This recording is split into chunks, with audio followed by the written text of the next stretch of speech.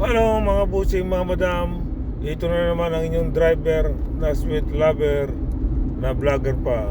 Bago po ang lahat, good day sa buong mundo. At magandang madaling araw dyan sa Pilipinas o gabi man. Mga busing, mga madam, shout out sa buong mundo at shout out sa Luzon, Visayas, Mindanao, Philippines. Shout out po sa inyong lahat. Okay, bago pong lahat, please pakidalaw ninyo ang aking YouTube channel, Idi Makasilang po. Mag-subscribe po kayo dun sa aking YouTube channel, Idi Makasilang, at i-click ninyo ang notification at ang all. Pag nakita nyo yan, tundukan nyo lang nang makita nyo lahat ng mga in-upload ko po, mga busing, mga madam. Okay? At sa aking Facebook, maraming salamat po sa inyo, mga busing, mga madam, dahil hindi po kayo nagsasawa sa akin. Maraming salamat. Paulit-ulit pa ako nagsasabing maraming salamat po sa inyo, mga busing, mga madam. Sa hindi pa po nag-follow, please like and share. Mag-follow din po kayo at mag-comment, at nang makita ko po at babasahin ko po yun. Okay? Please like and share at follow po sa aking Facebook. Maraming salamat po sa inyo, mga busing, mga madam. Okay. Pag-usapan natin tong si Trillanes, ang ating magiting na dating sundalo at matalinong dating senator, Antonio Trillanes, na ang kanyang nickname Sentry. Okay? Na-interview po si Senator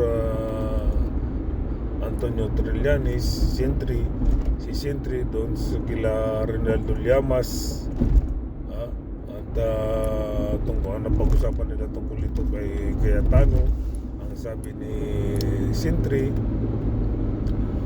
ating itong himay-himayin, ang sabi ni Sentry, ito daw si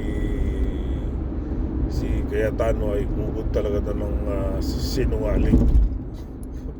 Kasi magkasama dati yan sila sa Senado, kaya alam ni Senator Trillanes na kung ano ang pagkatao ni Cayetano.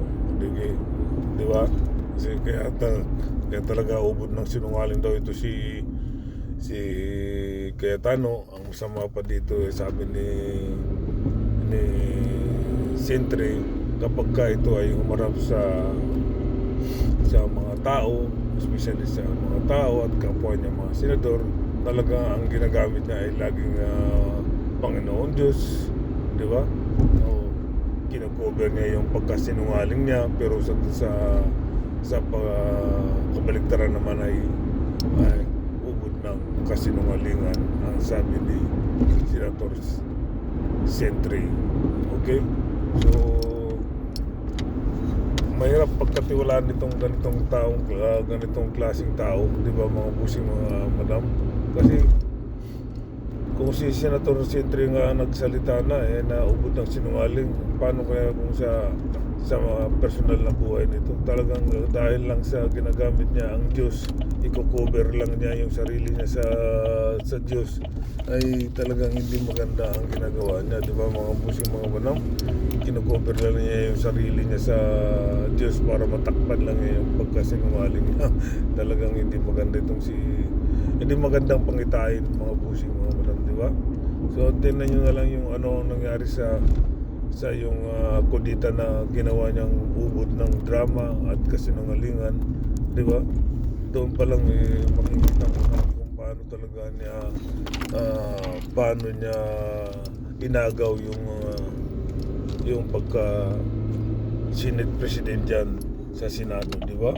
Kaya hanggang ngayon patuloy pa rin na talagang magulo at wala na sa hulog ang mga Senado dyan, di ba? Hindi na sila nagkakasundo-sundo, kanya-kanyahan na sila dahil nga sa kanilang leader ubod ng sinungaling at mayabang pa, di ba, mga busing, mga madam? Kaya so yun nga, ang sabi ko nga sa inyo nung aking last na na last na sinabi ko dyan sa inyo na itong si Peter Cayetano ay posibleng mapapalitan yan itong Lunes na to, siguro, di ba? Sa Lunes ito, gabi, madaling araw na dyan eh. So malapit na siyang matatanggal eh. Sana nga magkakatotoo mga busing mga madam, dahil nga sa kanyang ubod na kasinungalingan. Di ba? Okay, di ba? Ganyan talaga ang kwan na yan, si talaga ubod lang siya kasinungalingan. At wala akong tiwala dyan sa klaseng tao na ganyan, na especially ginagamit pa niya yung Panginoon Diyos, di ba mga busing mga madam? Wala talaga sa hulog mga busing mga madam, di ba? Kaya sana nga itong Lunes at madaling araw na dyan sa inyo. So paggising natin, sana may mabago. Paggising ninyo dyan sa Pilipinas, sana mabago ang Senado. O di ba? Okay mga pan nang mapalitan si Peter Cayetano. Okay, di ba mga busing mga bading? Okay, hanggang dito na lang po. Once again, please dalawin niyo po ang aking YouTube channel, si Eddie Makasilang. Subscribe po kayo at click ang notification. Pag nakita niyo tuldok ang all, tuldokan niyo lang po mga busing mga madam ang aking YouTube channel, Eddie Makasilang. Sa aking FB, maraming salamat po sa inyo mga busing mga madam.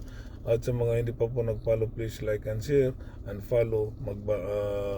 Comment din po kayo at babasahin ko po at nagre-reply po naman ako. Once again, maraming salamat po sa inyong lahat, mga busing, mga banam. Okay, ang kapayapaan ay sumasa inyo at ang kapayapaan naman sumasa akin. Bye-bye! Babu! Peace!